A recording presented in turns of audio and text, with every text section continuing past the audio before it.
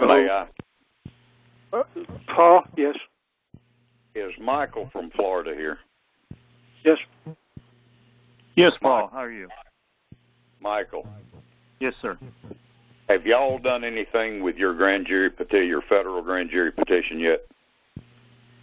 No, I've chose to table it for now.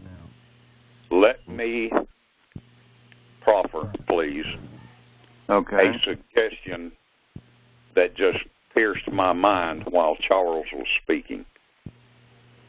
And that is this, that in view of the fact that you have a reasonable assumption based upon my testimony that the grand jury has gone over 30 days and not acknowledged our pleading in any way, I would ask you and your group to consider filing a federal petition to your grand jury requesting them to inform the grand jury in Atlanta to get on with the process for which they have suffer an investigation by your grand jury.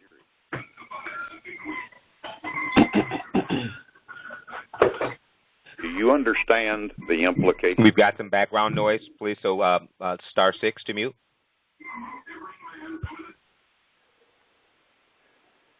Thank you. Go ahead, Paul. Now, Michael, do you understand the legal significance of something like that?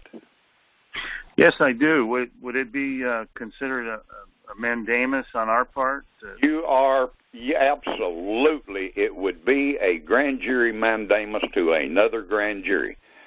And it would be done under the threat. It would be one grand jury threatening another grand jury with investigations under 18 U.S.C. 241 and 242. Can you imagine one federal grand jury in this nation returning? Is that deprivation? Deprivation? Conspiracy and deprivation. Okay. 241 and 242. Oh man. Now you talk about creating legal history. That, to my knowledge, that has never been done in the entire annals of the grand jury, back to the Magna Carta. That's interesting. You do bring up a valid No, point. I didn't. Charles did. Well, if I might jump in here. I missed that. I'm not sure what you're referring to. I just know that I think having us make a complaint to our grand jury about your grand jury not listening and mandating them to listen is an excellent idea. I yield. Go ahead, Charles. Well, I think I'm sure the proposition is well intended, but we're 2 steps away from directly prosecuting a criminal. We have no formal criminal complaints before grand jury number 1, and the complaint that Michael would be bringing to his grand jury to investigate the first one probably wouldn't be based on a criminal complaint being presented to the second grand jury. And so I can't help but think that we're getting farther away from our goal rather than closer to it, as if we were just doing criminal complaints based upon our own knowledge ourselves. Charles, if I may, why would you claim Paul has no criminal complaint? I haven't seen it. I would certainly have seen it by now. Paul would have presented it to me. Paul, do you have a criminal complaint? Thank you for asking Charles and Michael. May I interrupt? Please. Yes. Thank you, Charles and Michael. I do not, at this present moment, have a typed-up criminal complaint against the federal grand jury for the Northern District of Georgia. However, within 24 hours, I can cure that problem. Now, I do not know your practice and procedure in your common law court.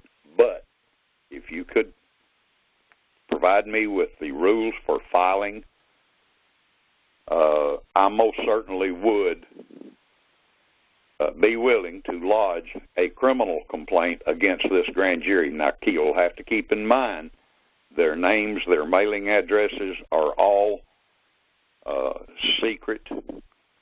They will not be revealed. They will have to be discovered some other way. But as far as a corporate entity, yes, I can charge a specific federal grand jury with violations of 18 U.S.C. 241 and 242. Now, as I said, if you will provide me the requisite procedural rules, I will comply. Thank you, Paul. The procedural rules are basically traditional common law due process. Once we get a complaint filed before us, we'll put it on the web page so people can look at it, because we're open and public. We're in the light of day, and then we'll just start following due process of law in conferences like this to try to build a consensus amongst 12 about what is the merits of the complaint before the court. Thank you. I will begin drafting tomorrow morning. Okay. Well, there's another issue here too that I was hoping to be able to communicate to you, but apparently I didn't. Is that even your first complaint before the grand jury, that was because you suspected that there was crimes committed in the vote counting process. Isn't that true? Correct. Okay. Well, I think we've talked earlier that you know at least a few people that have seen things like this and that may be willing to submit affidavits in support of that. Is that true also? Yes. Okay. Well, see, at that point, either they or you or some other volunteer could step forward to prosecute criminal complaint number 1 about the actual real issue of whether or not there was criminal vote counting going on here. That's where we really need to be. Instead of had one grand jury focus on another grand jury that's supposed to be focusing on issue number 1. What you just advocated to Michael is issue number 3. We need to be focused on issue number 1 and then focus on issue number 2 and then try to think about whether or not Michael's got a corrupted grand jury there also in Florida. I see what you're Charles, saying. if I may. Lewis, yeah. I mean, okay.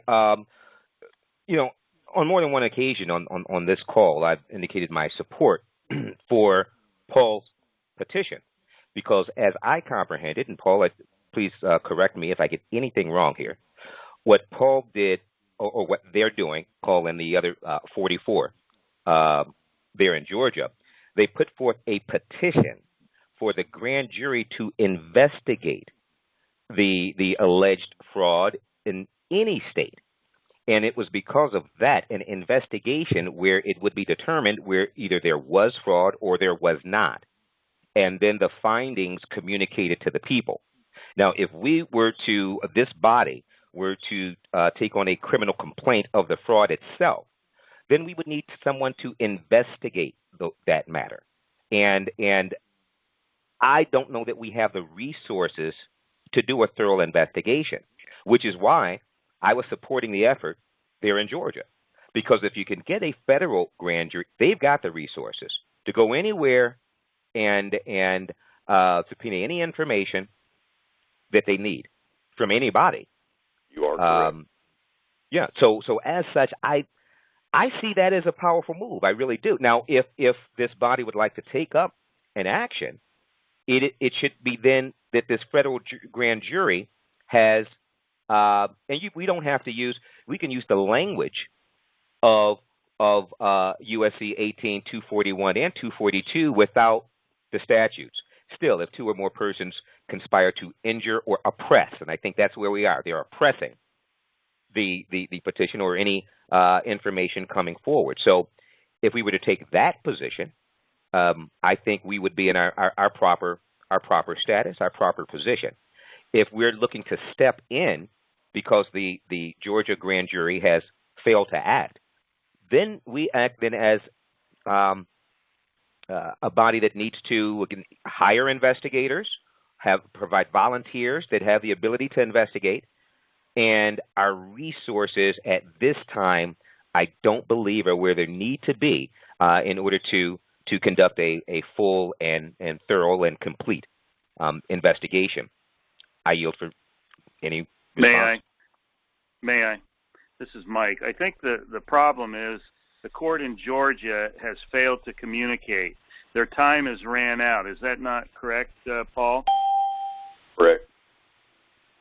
So the failure to communicate their decision to pursue the inquiry or not is the liability. I see that as a clear liability. Am I incorrect, Paul? No, you're not. And if I may interject, just an observation. I yield. Go ahead.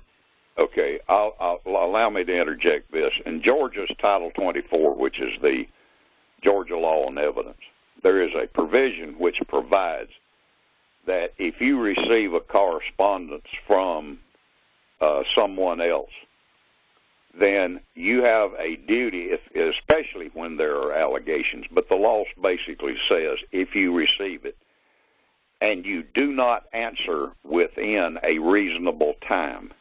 Now, reasonable time is a phrase that has been defined by the Georgia Supreme Court as a maximum of 30 days. So if you don't respond in a reasonable time, then the presumption of law is that you admit the proprieties of your correspondence. So basically what the grand jury has done is they have said to the world, under Georgia's law of evidence, you may now presume that any allegations raised in this petition to us are valid. That is basically what they have admitted to. And I think Lewis does raise an extremely salient point here about the expense involved in investigating.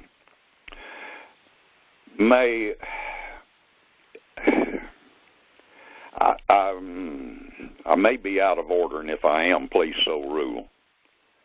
But I'm wondering if rather than filing a complaint with the court,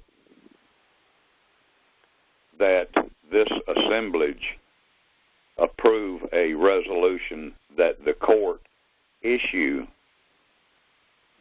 its finding of fact and conclusions of law concerning the present conduct of the federal grand jury for the Northern District of Georgia.